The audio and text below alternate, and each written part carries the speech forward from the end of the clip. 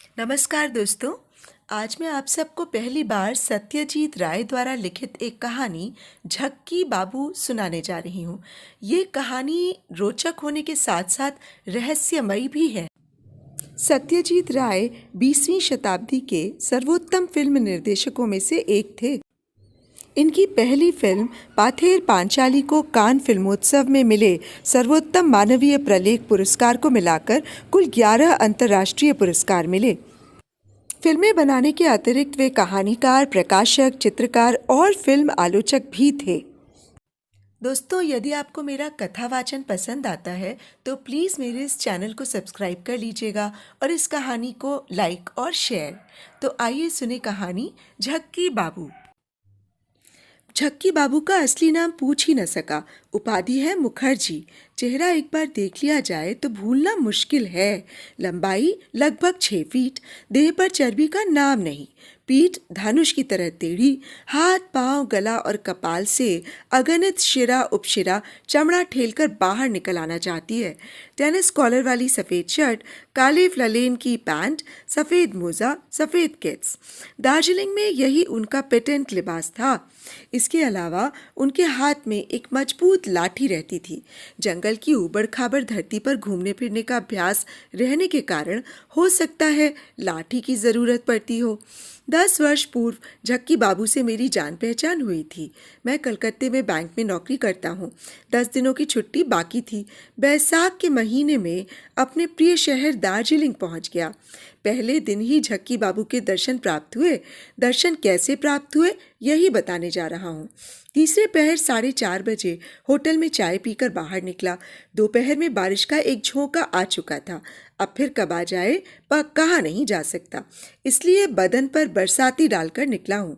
दार्जिलिंग का सबसे मनोरम, सबसे एकांत रास्ता जला पहाड़ रोड से होता हुआ मैं चहलकदमी कर रहा था।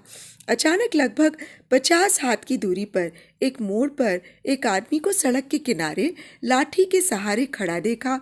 वो झुककर किसी चीज को ध्यान से देख रहा था। वो दृश्य वैसे कुछ स्वाभाविक जैसा लगा नहीं। जंगली फूल या कीड़े मकोड़े के बारे में उत्सुकता रहने पर व्यक्ति इस तरह घास की ओर निहार सकता है।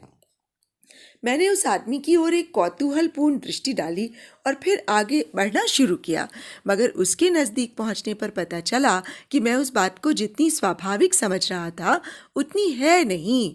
उस आदमी की एकाग्रता पर मुझे आश्चर्य हुआ।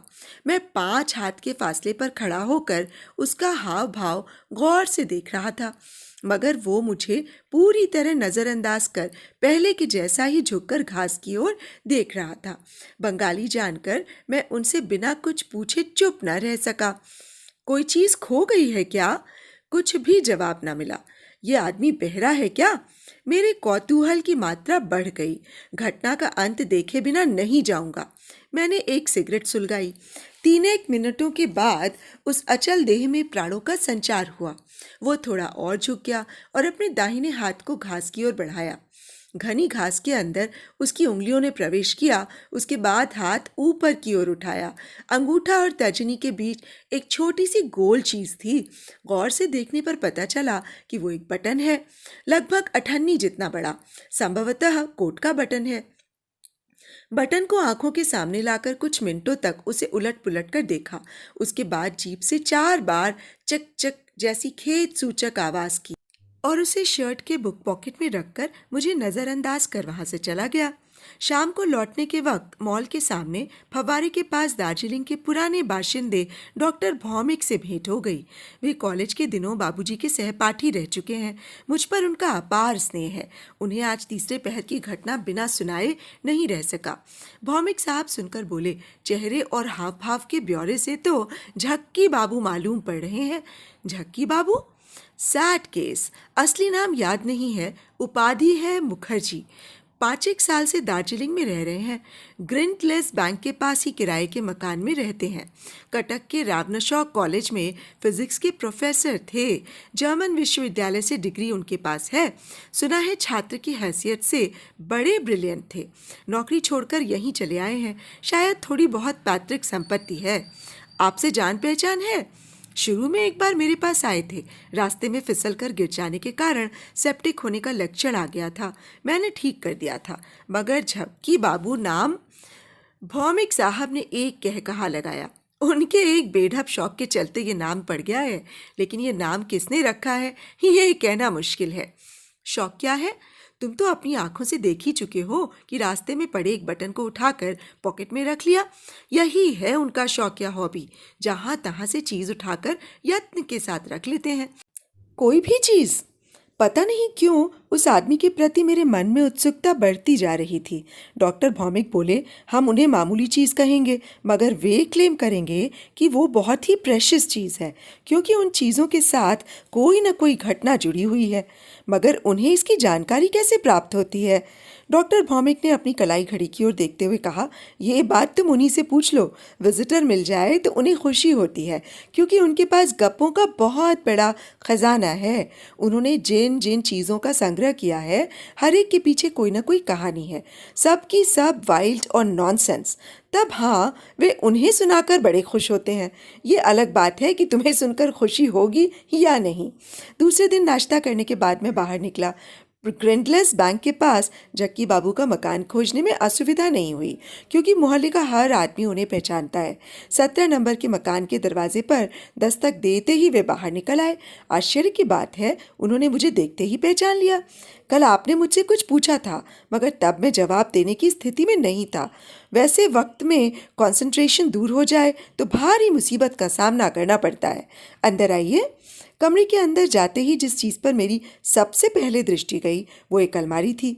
बाईं तरफ की दीवार के आधे हिस्से तक पसरी हुई कांच से ढकी एक अलमारी के हर खाने में एक के बगल में दूसरी चीज़ पड़ी है। वे हालांकि बिल्कुल मामूली चीज़ें हैं, परंतु एक से दूसरी का कोई संबंध नहीं है। सरसरी निगाह दौड़ाने पर मेरी आंखें एक शेल्फ पर पड़ी। वहाँ पेड़ की एक जड़, एक जंग लगा ताला, एक पुराने ज़माने की गोल्ड फ्लैग की टीन, एक ऊन बुनने की सलाई, जूते का एक ब्रश और टॉर्च लाइट की बैटरी रखी थी। मैं भौचक सा उन चीज़ों की ओर देख रहा था कि तभी बोले, उन चीज़ों को देखने से आपको कोई खास खुशी हासिल नहीं होगी, क्योंकि उन चीज़ों का मूल्य मात्र मैं ही जानता हूँ। मैंने कहा, सुना है इन चीज़ों के पीछे खास खास घटनाओं का हाथ है। मगर ऐसी बात तो हर चीज़ के साथ रहती है। जैसे आप जिस घड़ी को हाथ में पहने हैं। भले आदमी ने हाथ उठाकर मुझे बोलने से रोका और कहा, घटना तो जुड़ी रहती है ज़रूर, पर सभी चीज़ों पर उस घटना की छाप नहीं रह जाती है। कभी कभार ऐसी चीज़ मिल जाती है जिस पर छाप रहती है, जैसे कल का ये बटन। कमरे की दाहिनी ओर एक राइटिंग डेस्क पर बटन रखा हुआ था। उन्होंने बटन को मेरी तरफ बढ़ाया। कत्थई रंग का कोट का बटन है। उसमें मुझे कोई विशेषता नहीं दिख पड़ी। समझ में कुछ आ रहा है? मुझे नहीं कहना पड़ा। झक्की बाबू बोले, ये बटन एक साहब के कोट का है। वे घोड़े की पीठ पर सवार होकर जला पहाड़ रोड से होकर जा रहे थे। उम्र 60 के आसपास, राइडिंग लिबास में थे। स्वस्थ शक्तिशाली मिलिट्री बदन। जहाँ ये बटन मिला है वहीं आने पर दिल का दौरा पड़ा। घोड़े से गिर पड़े। उन पर 2 राहगीरों की नज़र पड़ी और वे दौड़ते हुए आए, मगर तब तक उनकी जान निकल चुकी थी। घोड़े से गिरने के समय ही बटन टूटकर सड़क के किनारे गिर पड़ा। ये सब क्या आप देख लेते हैं? विविडली। जितना भी मन को एकाग्र करता हूँ उतना ही स्पष्ट दिखाई देता है।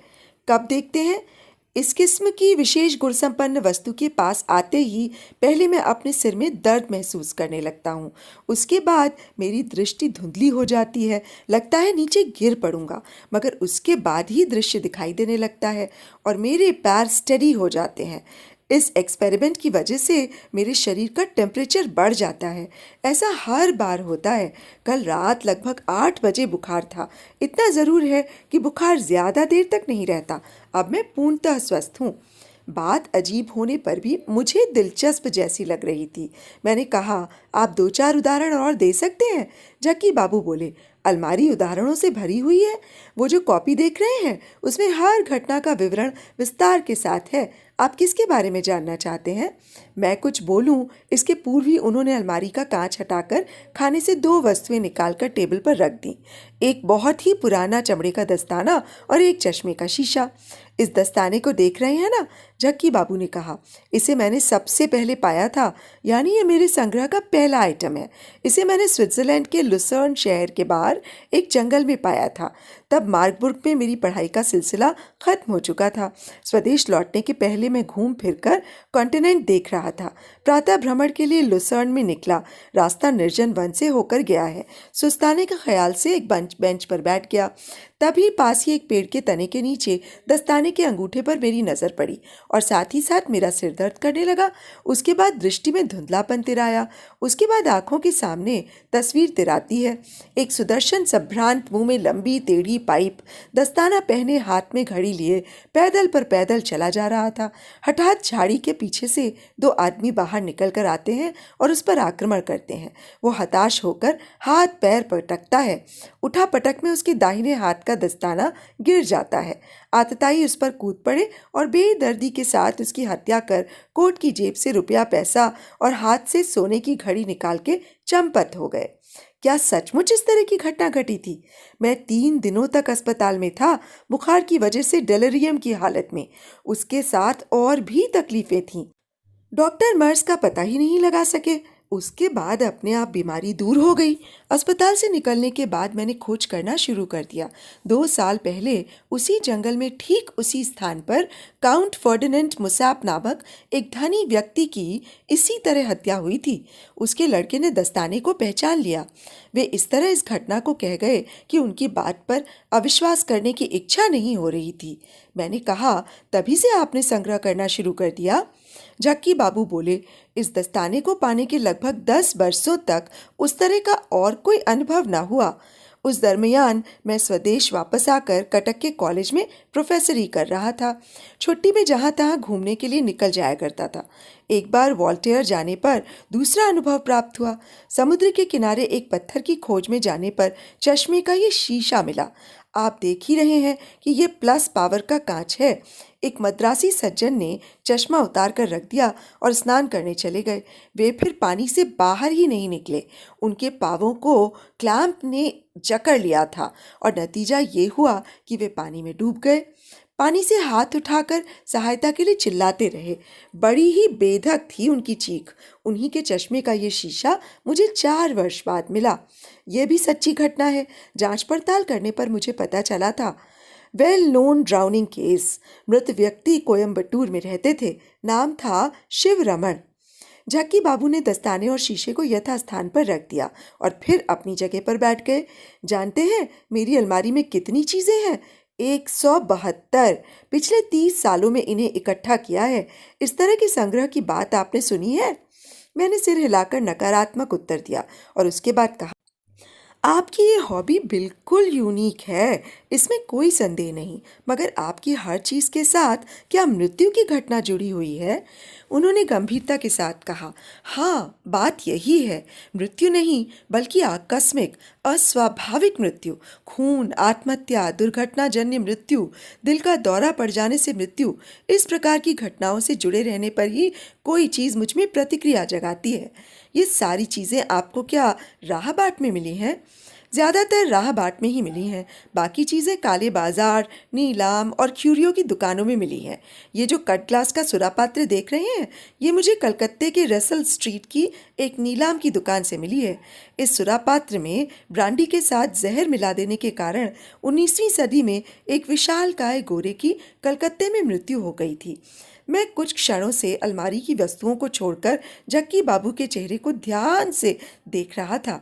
बहुत गौर करने पर भी उसमें पाखंड का कोई चिन्ह न मिला। पागलपन का कोई लक्षण है? लगता तो नहीं है। पागलों की आंखों में जिस तरह की उदासी का भाव रहता है, कवि, भावुक और साधकों में भी उसकी संभावना है। उसके बाद मैं वहाँ नहीं बैठा। विदा लेकर जब वहाँ से रवाना हुआ तो वे बोले, फिर आइएगा। आप जैसे सज्जनों के लिए मेरा दरवाज़ा हमेशा खुला रहता है। आप कहाँ ठहरे हुए हैं? एलिस विला होटल में। ओह, तब तो 10 मिनट का रास्ता है। आपके साथ वक्त मज़े में गुजरा। कोई कोई आदमी ऐसा होता है जिसे मैं कतई बर्दाश्त नहीं कर पाता, पर आप सहृदय और समझदार हैं। तीसरे पहर डॉक्टर भौमिक ने चाय पर बुला भेजा। मेरे अतिरिक्त 2 और सज्जन आमंत्रित थे। चाय के साथ चनाचूर और केक खाते खाते मैंने झक्की बाबू के संदर्भ में चर्चा छेड़ दी। भौमिक साहब ने पूछा, यहाँ कितनी देर तक थे तुम? 1 आध घंटे तक। बाप रे! डॉक्टर भौमिक के आश्चर्य की कोई सीमा न रही। 1 घंटे तक उस झूठे की बड़बड़ाहट सुनते रहे? मैंने मुस्कुराकर कहा, इतनी बारिश हो रही है कि स्वच्छंदता पूर्वक घूमना फिरना मुश्किल है। होटल के कमरे में बंद रहने की बजाय उसकी गप्पे सुनना कहीं अच्छा है। किसके बारे में बातें चल रही हैं? ये सवाल 40 से 1 साल के एक सज्जन ने पूछा। डॉक्टर भौमिक ने परिचय के सिलसिले में उनका नाम मिस्टर खास्तगीर बताया था। झक्की बाबू के झक्कीपन की बातें सुनकर खास्तगीर व्यंग्य की हंसी हंसते हुए बोले, ऐसे लोगों को यहाँ डेरा डालने का मौका देकर यहाँ की वायु क्यों दूषित कर रहे हैं डॉक्टर भौमिक? डॉक्टर भौमिक ने मुस्कुराकर कहा, इतने बड़े शहर की वायु दूषित कर दे, ऐसी क्षमता क्या उसमें है? शायद नहीं। मिस्टर नस्कर नामक एक तीसरे व्यक्ति ने हिंदुस्तान के झूठों के दुष्प्रभाव नाम पर एक छोटा मोटा भाषण दे डाला। आखिरकार मुझे लाचार होकर कहना पड़ा कि झक्की बाबू चूंकि संगी साथीहीन जीवन जीते हैं, इसलिए उनके झूठेपन का असर दूसरों पर पड़ने की कम ही संभावना है। भौमिक साहब दार्जिलिंग में करीब 30 सालों से रह रहे हैं। खास्तगीर भी पुराने बाशिंदे हैं। अंत में उन दोनों से एक सवाल किए बिना मैं न रह सका। जला पहाड़ रोड में कोई घोड़ा घुड़सवार हार्ट फेल करने के कारण मर गया हो, इस तरह की कोई घटना आप लोगों को मालूम है? तुम मेजर ब्रैडले के बारे में कह रहे हो? ये तो 8 साल पहले की बात है। स्ट्रोक हुआ था, संभवतः जला पहाड़ रोड में ही। अस्पताल में लाया गया था, पर उसके पहले ही मृत्यु हो चुकी थी। मगर तुम ये बात क्यों पूछ रहे हो? मैंने झक्की बाबू के बटन की बातें बताईं। मिस्टर खास्तगीर आग बबूला हो गए। वो ये सब बातें कर अलौकिक शक्ति का दावा कर रहा है। अरे वो तो नंबरी शैतान मालूम होता है। इतने दिनों से दार्जिलिंग में रह रहा है, घोड़े से गिरकर साहब मर चुका है। ये बात यूं भी उसके कानों में पहुंच सकती है। यहाँ अलौकिक शक्ति की बात कहाँ से आती है? मैंने इस बात पर गौर किया था। दार्जिलिंग में रहकर वहाँ की एक घटना की बात जानना झक्की बाबू के लिए असंभव तो नहीं है। इसीलिए मैंने बातचीत का सिलसिला आगे नहीं बढ़ाया। चाय का दौर जब 10 बातों के बीच खत्म हो गया तो मैं उठकर खड़ा हो गया। मेरे साथ साथ मिस्टर नस्कर भी उठकर खड़े हो गए। बताया कि वे भी एलिस विला की तरफ ही रहते हैं, इसलिए मेरे साथ ही चहलकदमी करते हुए लौटेंगे। हम डॉक्टर भौमिक से विदा लेकर बाहर निकल पड़े। शाम होने को है। दार्जिलिंग आने के बाद पहली बार मैंने देखा कि मेघ छटने लगे हैं और अस्तगामी सूर्य की रश्मियां मंच के स्पॉटलाइट की तरह शहर और शहर के आसपास के पहाड़ों पर चमक रही हैं। मिस्टर नस्कर देखने सुनने में काफ़ी तगड़े लग रहे थे, मगर अब देख रहा हूँ कि चढ़ाई के रास्ते में वे काफ़ी परेशान मालूम हो रहे हैं। हाफते हाफते उन्होंने मुझसे पूछा, वे सज्जन रहते कहाँ हैं? मैंने कहा, मिलिएगा। नहीं, यूं ही कौतूहल हो रहा था। झक्की बाबू के मकान का पता बताते हुए मैंने कहा, वे चहलकदमी करने के लिए निकलते हैं, हो सकता है रास्ते में ही मुलाकात हो जाए। कितने आश्चर्य की बात है, वही हुआ। बात कहने के बाद 2 मिनट भी न बीते होंगे कि एक मोड़ पर आते ही हमने देखा सामने 20 हाथ की दूरी पर झक्की बाबू हैं। वे अपने दाहिने हाथ में लाठी थामे और बाएं हाथ में एक मुड़ा हुआ अखबार लिए हमारी ही ओर आ रहे थे। मुझे अपने सामने पाकर उनके चेहरे पर जो भाव आया, उसे अगर हंसी न कहा जाए तो अप्रसन्नता भी नहीं कहा जा सकता। बोले, घर में बिजली फेल कर गई है भाई, इसीलिए मोमबत्ती खरीद कर आ रहा हूँ। शिष्टाचार के नाते मैंने मिस्टर नस्कर से उनका परिचय कराया। आप हैं मिस्टर नस्कर और आप मिस्टर मुखर्जी। नस्कर साहब ही तौर तरीके के आदमी जैसे लगे। नमस्कार करने के बदले अपना दाहिना हाथ आगे बढ़ा दिया। जुबान से बिना किसी तरह का सौजन्य प्रकट किए झक्की बाबू ने उनका हाथ पकड़कर हैंडशेक किया। उसके बाद वे उसी तरह खड़े रहे जैसे पहले थे। मेरे साथ साथ मिस्टर नस्कर भी ऊब महसूस करने लगे। लगभग आधा मिनट तक चुप रहने के बाद जब स्थिति नस्कर के बर्दाश्त के बाहर हो गई तो वे बोले, मैं फिर आगे बढ़ता हूँ। आपके बारे में सुना था, सौभाग्यवश जान पहचान हो गई। अच्छा चलूँ मिस्टर मुखर्जी? लाचार होकर मुझे भी यही कहना पड़ा। अब की झक्की बाबू सचमुच पागल जैसे लग रहे थे। सड़क के बीच खड़े होकर वे क्या सोच रहे हैं पता नहीं। हम लोगों के वहां से विदा होकर चले जाने की बात की उन्हें जैसे परवाह ही नहीं थी। हो सकता है नस्कर साहब उन्हें पसंद ना आए हों, मगर मुझसे तो आज सवेरे बहुत घनिष्ठता से बातचीत कर चुके हैं। उन्हें पीछे छोड़कर हम आगे निकल गए। उसके बाद मैंने पीछे की ओर मुड़कर देखा, वे तब भी उसी तरह खड़े थे। नस्कर साहब उनके बारे में अपनी राय जाहिर करने लगे। आपसे सुनने के बाद ये सज्जन जितने पागल लगे थे, अब देखने पर पता चला कि उससे कहीं अधिक पागल हैं। रात के 9 बजे हैं। कुल मिलाकर अब तक मैं डिनर लेकर मुंह में पान का एक बीड़ा लिए जासूसी उपन्यास हाथ में थामे बिस्तर पर जाने की सोच ही रहा था कि तभी बेरा ने आकर खबर दी कि एक आदमी मुझे खोज रहा है। बाहर आकर देखा तो बिल्कुल अवाक जैसा हो गया। इतनी रात में झक्की बाबू? वो बोले, यहाँ बैठने का कोई स्थान है जो एकांत हो? बाहर खड़े रहने में मुझे कोई आपत्ति न थी, मगर फिर से वर्षा की बूंदें टपकने लगी हैं। मैं उन्हें अपने कमरे के भीतर ले आया। कुर्सी पर बैठकर हांफते हुए बोले, जरा मेरी नाड़ी तो देखो, मैं तुम्हें तुम कहकर संबोधित कर रहा हूँ, अन्यथा मत लेना। उनके बदन पर हाथ रखते ही मैं चिहुक उठा। काफी ज्वर है, मैंने घबराकर कहा। एनासिन दूं? मेरे पास है। झक्की बाबू ने हंसते हुए कहा, किसी भी सिन से फायदा ना होगा। आज रात भर ज्वर रहेगा, कल ठीक हो जाएगा। मगर असली बात बुखार नहीं है। मैं तुम्हारे पास इलाज कराने नहीं आया हूँ, मुझे उस अंगूठी की जरूरत है। अंगूठी? किस अंगूठी के बारे में भले आदमी कह रहे हैं ये? मुझे हतप्रभ जैसा पाकर वे थोड़ी बहुत असहिष्णुता के साथ बोले, वही लस्कर या नस्कर, ऐसा ही कुछ नाम तुमने बताया था। उनके हाथ की अंगूठी पर तुम्हारी नजर नहीं पड़ी है? सस्ती अंगूठी है, नग या पत्थर जड़ा हुआ नहीं है, मगर वो अंगूठी मुझे चाहिए ही। अब मुझे याद आया कि मिस्टर नस्कर के दाहिने हाथ की उंगली में मैंने चांदी की एक सिग्नेचर रिंग देखी थी। झक्की बाबू कहने लगे, हैंडशेक करने के वक्त वो अंगूठी मेरे हथेली से छू गई। लगा मेरे शरीर के अंदर जैसे कोई एक्सप्लोजन हो गया। इसके बाद मेरे साथ जो हुआ करता है वही हुआ। सड़क के बीच खड़ा होकर मैंने घटना को देखना शुरू ही किया था कि सामने से एक जीप आई और उसने सब कुछ बर्बाद कर डाला। इसका मतलब तो यही हुआ कि घटना को आप देख ही नहीं सके।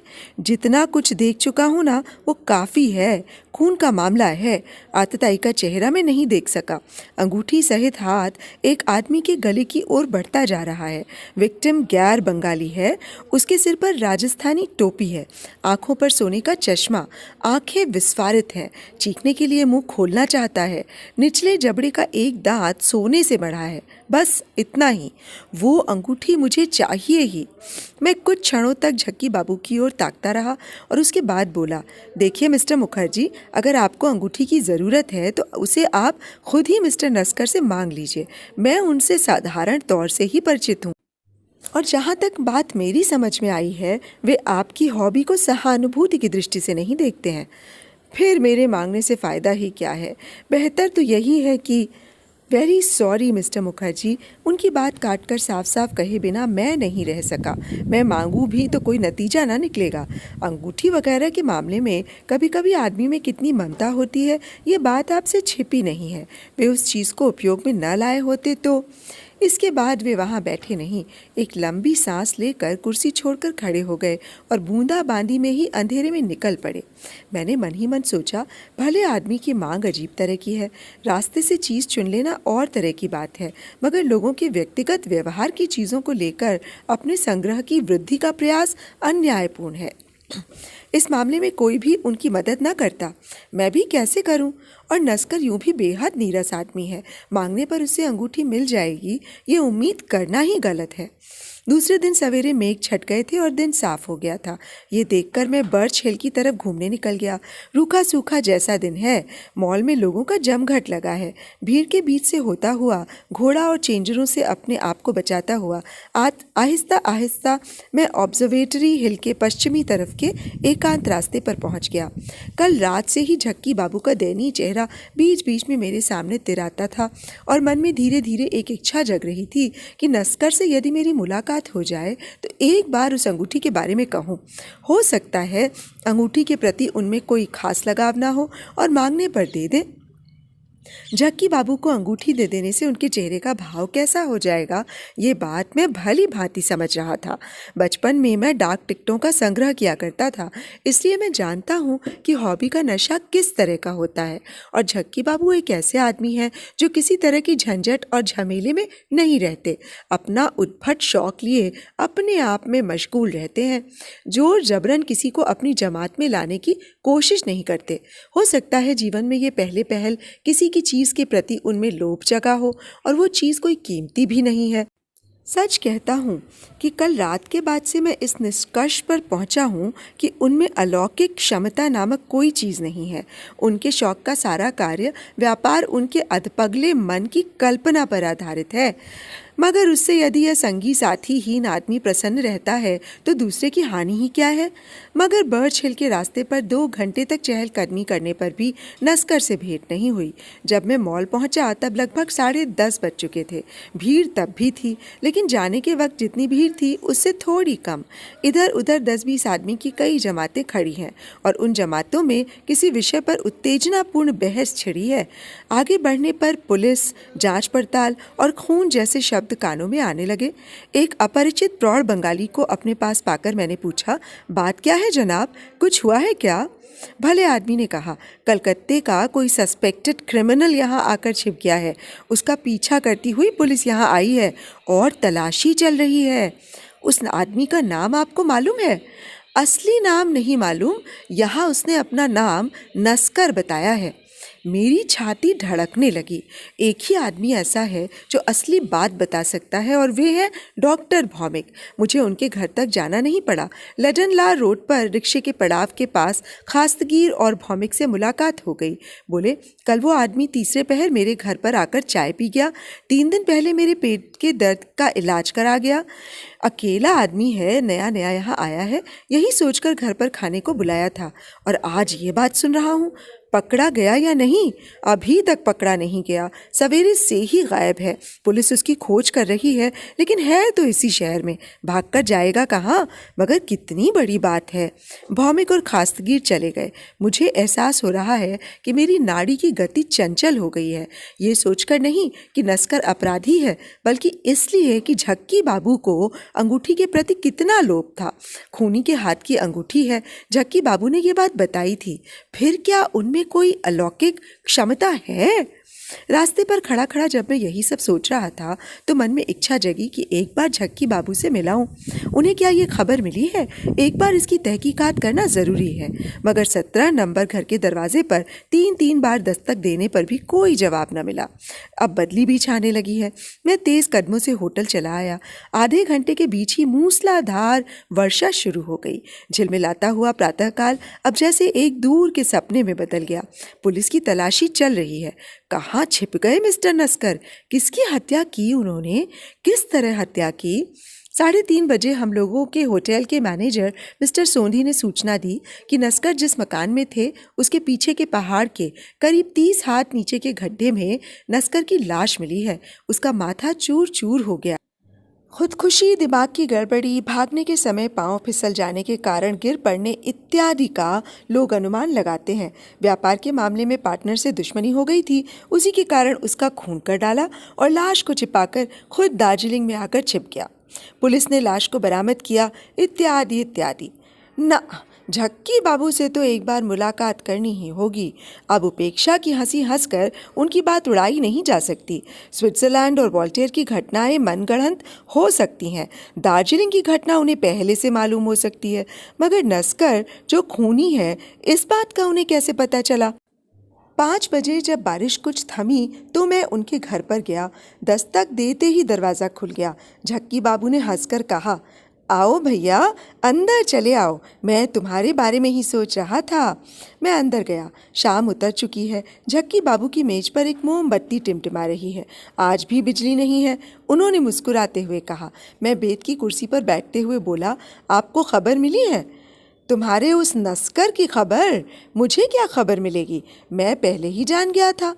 तब हाँ, मैं उनका कृतज्ञ हूँ। कृतज्ञ? मैंने आश्चर्य में आकर पूछा। मेरे संग्रह की सबसे कीमती चीज़ वो मुझे दे गया है। दे गया है? मेरा गला सूखने लगा। देख लो ना, मेज पर है। मैंने ज्यों ही मेज की ओर आंखें दौड़ाईं, मोमबत्ती के पास ही खुली कॉपी के सफ़ेद पृष्ठ पर वही अंगूठी पड़ी हुई दिख पड़ी। घटना का ब्यौरा मैंने लिख लिया है, आइटम नंबर 173, झक्की बाबू ने कहा। मेरे दिमाग में एक सवाल चक्कर लगा रहा है। दे गया है, उसका मतलब कब दे गया? देना क्या आसानी से चाहता था? झक्की बाबू ने एक लंबी सांस ली। जोर जबरन लेना पड़ा। मैं स्तब्ध बैठा हूँ। कमरे में एक टाइम पीस टिक टिक आवाज़ कर रही है। तुमने आकर अच्छा ही किया, झक्की बाबू ने कहा। तुम्हें एक चीज़ दे रहा हूँ, उसे अपने पास ही रख लेना। झक्की बाबू कुर्सी से उठकर कमरे की दूसरी ओर अंधेरे कोने की ओर चले गए। वहाँ से खट खट आवाज़ आई और उसके साथ ही उनका कंठस्वर सुनाई पड़ा।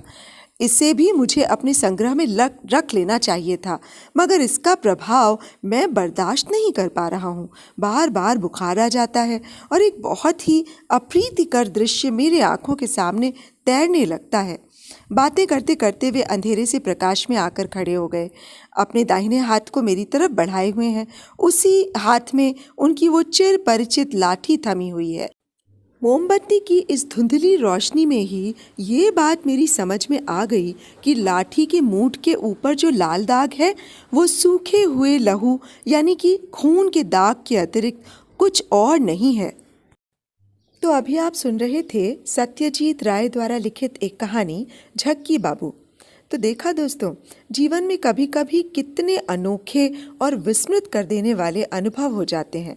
आपको ये कहानी और मेरा कथावाचन कैसा लगा, मुझे कमेंट बॉक्स में ज़रूर बताइएगा। तो अब मुझे इजाज़त दीजिए। नमस्कार।